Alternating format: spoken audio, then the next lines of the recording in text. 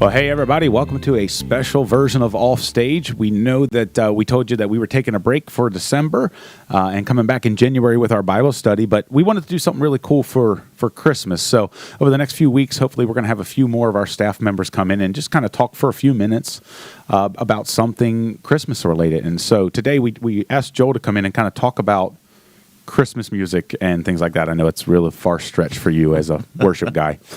But yeah, so... Do you enjoy Christmas season in general? I know. Yeah, I'm a pretty big Christmas person. Lots of course, just great memories tied to Christmas time with my family. Of course, musically, lots of great things tied to it from growing up, with Christmas hymns and just Christmas music in general. From being in school and being involved in choir, all that kind of stuff. When I was in college, we had a big Christmas pageant that they did every year. And then, of course, being in music ministry for the past, how long? 18 years. Just being involved with that, there's always something to do. So yeah, and it's always an interesting thing because you have church people and everybody has preferences, and everybody has songs that they like, and everybody some people want to go full tilt the day after Thanksgiving, everything has to be Christmas, and others are like, I'm good, and so the balance in there is kind of different, and tough. But we appreciate it, and I know that you do take the time to look at new songs, and with all the new Christmas music that's coming out, and then there's the traditional stuff, and then there's the non-churchy stuff, and so many other things. Okay, so let me ask you, and this is just my own personal thing. When is the right time to start playing Christmas music? I'm of the opinion that it's good to start doing Christmas music right after Thanksgiving. At least get one song or maybe two songs in on that Sunday, just because it's there's only a few weeks that we actually get to do Christmas music. And, it's some people are just no, do not start playing Christmas music until we're in December and all that kind of stuff. And I don't know, there's not a lot of time to do it. So I'm okay with doing some Christmas songs pretty early and then getting kind of into the full swing of things with it. So, and then you have people who are November 1st, it's go time, and they just they're blow asking through for Christmas music in October. Yeah, it's hey, can we sing this song? It's no. So it's an interesting thing. We'd love for you guys to comment below when you're watching this. Let us know what you think. Is it when's the time that your family, not that there's a right or wrong answer, but that your family does Christmas music? When do they start it? Because there is a divide in my house. My wife and my daughter, it's November 1st. As soon as it gets cold, they're like, Christmas. And I'm like, Thanksgiving. I'm like, the turkey has to be done. And then we can go full tilt Christmas. Yeah. I'm just that way. Yeah. But we wanted to talk about something today that was kind of cool, the history of it, because every year at our Christmas Eve service, we do the candle lighting, and which makes the custodial staff really upset, and understandably, because it makes a mess. And so please don't make a mess. But we sing a song, Silent Night. But I don't think a lot of us know the history behind it. Yeah. And before Joel gets started, you have to understand, Joel has a lot of random knowledge.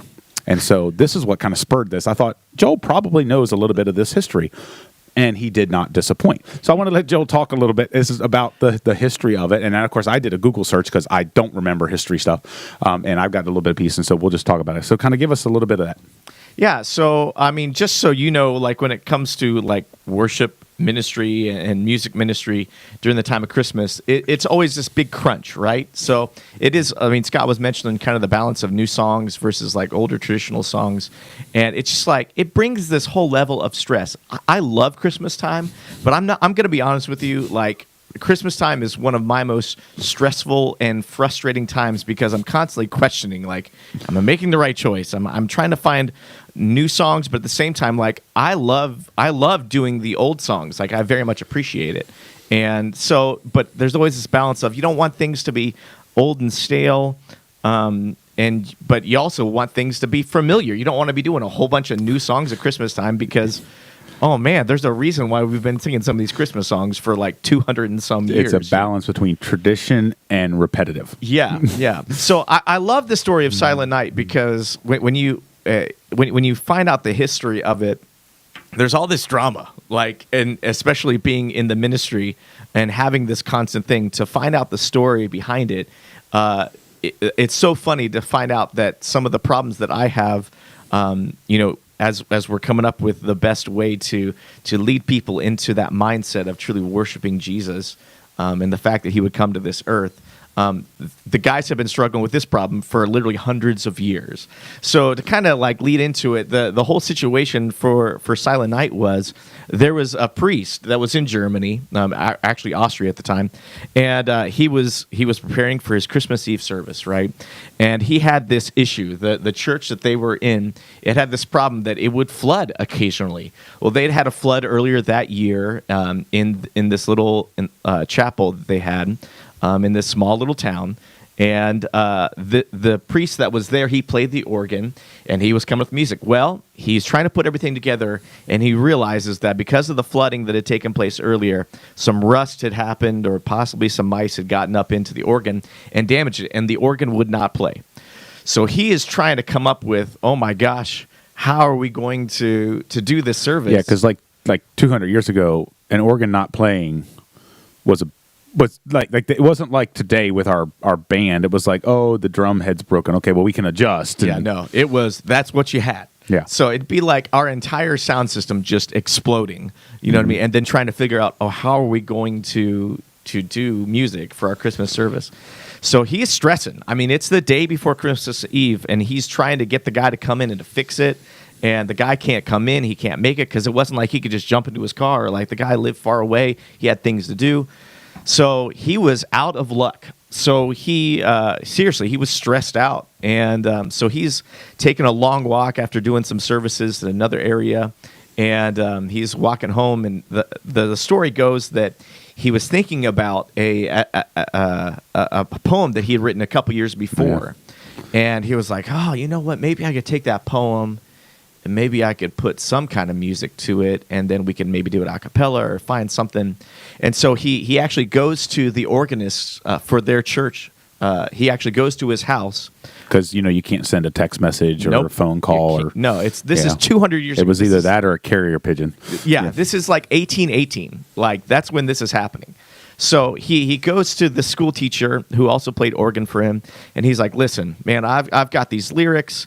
Would you be willing to maybe work with me to come up with some kind of music for this? And this guy, his name was Franz Gruber, not Hans Gruber. Yeah, no, totally from Die different. Hard. Yeah, but Franz maybe Gruber. that is that might be the tie-in. I hope that's I hope so. That would be amazing. I've thought about that before. And so he goes to Franz, and he says, we got to come up with the music. So they sit down together, and Franz actually had a guitar. He was like a local musician that didn't just play organ for the church, but he provided music for a lot of different things as a school teacher. And they come up with this melody line to these 6 verses originally of poetry. Thank you for not doing that, by the way. You're welcome. That Joseph Moore had come up with. Again, Joseph Moore was the priest. So they, Hans and Franz. We are here to pump. I know, yeah, seriously. So Franz had a guitar, and they sat down because they knew the organ wasn't going to work. They come up with a song on a guitar. So, of course, instantly, this is going to be my favorite Christmas hymn. Because the first time it was performed, it was done on guitar. So, which is awesome and amazing to me. So, yeah, they put it all together. Literally, apparently, it was the day of Christmas Eve, just hours before the service is when they had it fully written. How stressed would you be? Ah, man. I've been in stressful situations wondering, is this going to go off well? But I've never been in the position of, I don't have anything for tonight. And I have to write something. Yeah. I can't just Google or just rip one off or what. I got to totally. And then I'm going to play it with guitar and not the organ, which is just going to set people off, because I'm pretty sure organs were a big deal in their Christmas Eve services. Yeah, exactly. So. I mean, so and they were able to do it, and people loved it. So it all went off well. They were able to do it, and people appreciated it. Well, about a couple of days later, the guy comes to actually fix the organ. Okay, and so he finally works on his schedule, gets there. And the story goes that they sat down, and for Joseph Moore to actually test the organ to see if he was fixed, he just starts playing the melody that he and Franz Gruber had written for Silent Night. And the organist, the repairman, was just like, that is beautiful.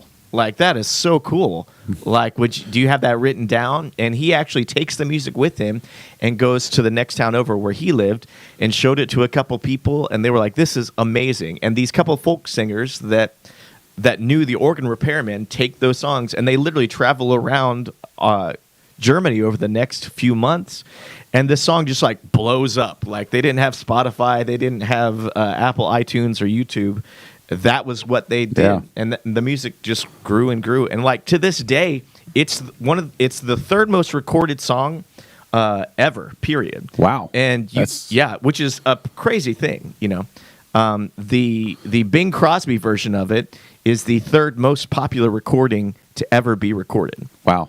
And most sold or whatever. I think it's because his name's Bing. Well, that's probably true with search engines. But then also on top of that, UNESCO is like who is in charge of like setting like different areas of the world as like World Heritage sites and stuff like that, like the Nazca Lines, the all these different like. See, this is the random knowledge I'm talking about. Go ahead. No, Sorry. keep going. No, it's good. They actually made it an intangible memorial to all of humanity. That song in and of itself, which is just it's crazy. That's crazy. Yeah, and it's a worldwide thing. So to think that 200 years ago, this guy, in the span of just a couple hours, sits down out of like urgency, we've got to write this song, becomes literally the most popular Christmas song that's ever been written in the world. It's being translated into all these different, languages and everything. And it's all because something bad happened to their organ. Yeah. I still go back to God. God always takes these crazy situations, what we think is a horrible situation, and like works it out to an amazing. I think good. there's a Bible verse. There's probably a a couple. That's really cool. So and then years later, it gets played for the King of Prussia. And that's where it becomes like he then ordered his cathedral choir, because this is one of those songs that you hear like big choirs sing like crazy, and they had to sing it every Christmas Eve. Yeah. So that became a tradition.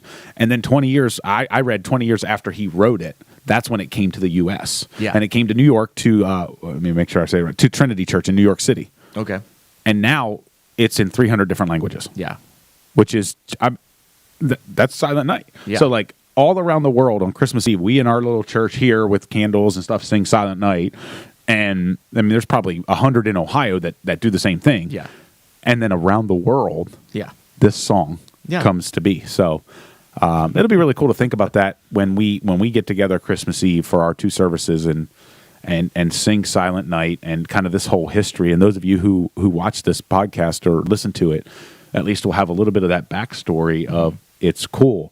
And so we can just know that Joel was not the first one to play it on a guitar. No. But I just think it's such a cool story. Yeah. I love it. And even beyond that, I love those touchstones. I mean, I can think back to like, literally some of my earliest memories when I was young are being at church, for candlelight services, singing Silent Night. And I know that that's such a powerful tradition, and it's so beyond. A lot of times people can be critical of Christmas music, because it's like, oh, you just sing that song because it's a ritual. You've done it every year, and we don't even think about the meaning of the song anymore because we've just sang it so much. And it's like, I don't know. For me, that song, it's my favorite Christmas song. I was going to ask you. Yeah, it is. It's like above everything else. Like it's got this feeling, and every time I sing it, it's like.